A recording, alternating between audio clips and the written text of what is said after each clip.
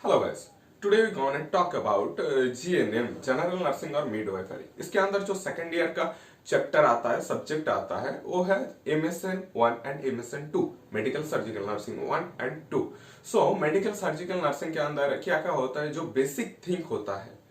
किसी किसी ने वीडियो के नीचे कमेंट किया कि जनरल नर्सिंग मिडवाइफरी के अंदर जो बेसिक थिंक है वो बताइए। तो सेकंड ईयर का जो चीज है, बेसिक टर्म्स एंड टर्मिनोलॉजी जो है वो विशेष मायने रखता है एग्जाम में 20 मार्क्स लाने के लिए, क्योंकि एग्जाम के अंदर ये सब चीज जो है आपका बेसिक नॉलेज दिमाग में रहेगा तो आप इसको आसानी से मतलब हासिल कर सकते हैं 20 मार्क्स।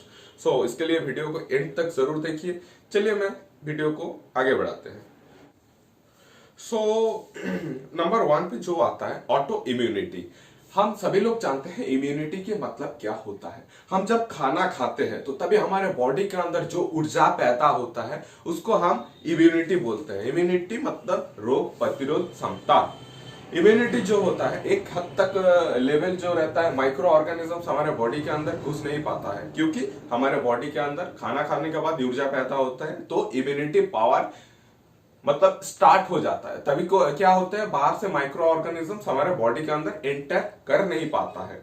जब माइक्रो ऑर्गेनिजम्स हमारे बॉडी के अंदर एंटर कर जाता है तो तभी क्या होता है, जो सेल है उस सेल को डिस्ट्रॉय करना स्टार्ट कर देता है धीरे धीरे से, और जो डिस्ट्रॉय सेल है वो अच्छे सेल को डिस्ट्रॉय करना स्टार्ट कर देते हैं। तो ये क्या होता है, चेन वाइज काम करते हैं, एंटीबॉडी के खिलाफ काम करते हैं ये, इसीलिए इसको क्या बोलते हैं, ऑटो इम्यूनिटी। और इस ऑटो इम्यूनिटी के अंदर जो डिसऑर्डर होता है उसको हम क्या बोलते हैं, ऑटो इम्यूनिटी डिसऑर्डर। तो ये तो हो गया नंबर 1। नंबर 2 पे आते हैं जो है डाईयूरेटिक्स। डाईयूरेटिक्स इसके मतलब है, डाईयूरेटिक्स एक जो चीज है वो है ड्रग्स, मतलब मेडिसिन जिसको हम बोलते हैं ड्रग्स।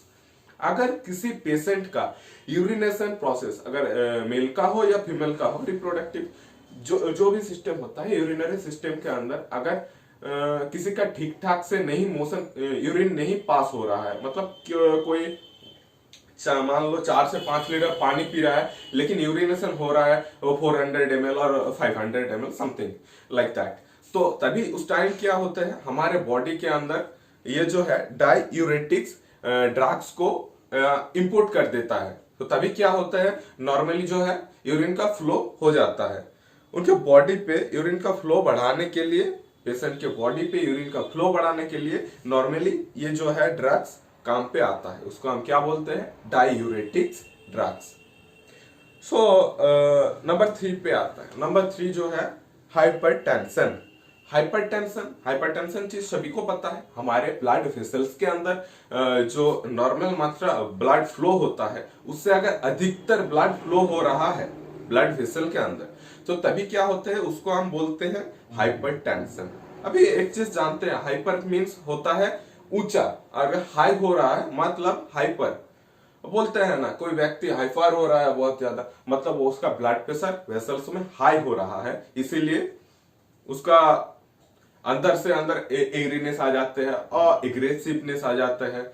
उसको क्या बोलते हैं, ब्लड प्रेशर हाई होने के कारण, तभी क्या बोलते हैं उसको, हाइपरटेंशन। अगर blood pressure, normally blood pressure measurement क्या होता है, 120/80, सिस्टोलिक बाय डायस्टोलिक 120/80। और अगर हाइपरटेंशन में देखा जाए तो 140/90 हो जाता है, 160/100 हो जाता है, तभी उसको क्या बोलते हैं, हाइपरटेंशन। और अगर ब्लड प्रेशर नॉर्मल से लो हो जाता है तो उसको हम बोलते हैं हाइपोटेंशन। ये चीज क्लियर हो गया, हाइपरटेंशन और हाइपोटेंशन। नंबर 4 पे आता है। नंबर 4 जो है हमारा पैक्टिक अल्सर। पैक्टिक अल्सर ये भी एक इंपॉर्टेंट टॉपिक है। हम जब खाना खाते हैं, पैक्टिक अल्सर बेसिकली है when we talk about gastrointestinal system, यानी कि जीआई सिस्टम।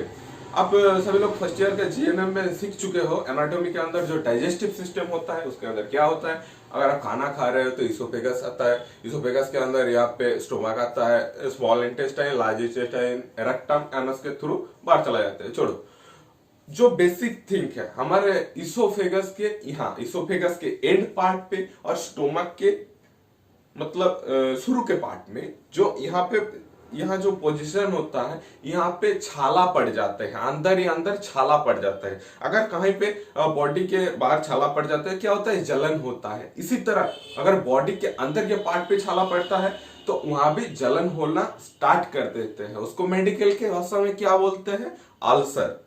अगर ये अल्सर इसोफेगस के एंड पार्ट पे हो रहा है तो उसको बोलते हैं पेप्टिक अल्सर। पेप्टिक अल्सर और स्टोमक अल्सर जो है नॉर्मली सेम ही होता है।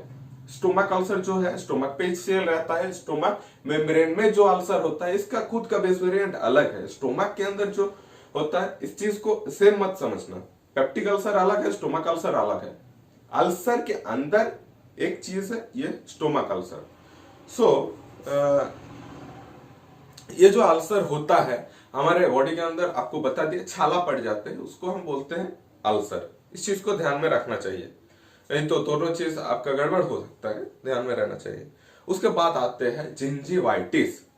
पहले ही बता देते हैं नर्सिंग के अंदर और मेडिकल फील्ड के अंदर आइटिस का मीन होता है इरिटेशन और इन्फ्लामेशन। जिंजीवाइटिस नाम तो सुने ही होंगे, जिंजाइवा से जिंजीवाइटिस हुआ है।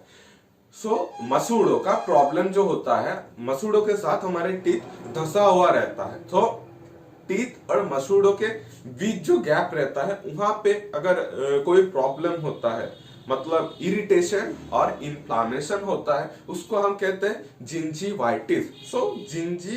जिंजाइवा और आइटिस अलग अलग वर्ड है, इसको एक साथ किया है तो इरिटेशन और inflammation in gingiva, it's called gingivitis.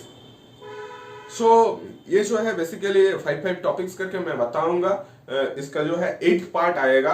8 part के अंदर खुद जो है बेसिक थिंग आप सीख सकते हो। अगर वीडियो अच्छा लगा तो आप देख सकते हो, शेयर भी कर सकते हो, और बैकग्राउंड नॉइज के लिए सॉरी। थैंक यू, मिलते हैं नेक्स्ट वीडियो पे। बिना टाइम वेस्ट किए वीडियो को खत्म करते हैं। बाय।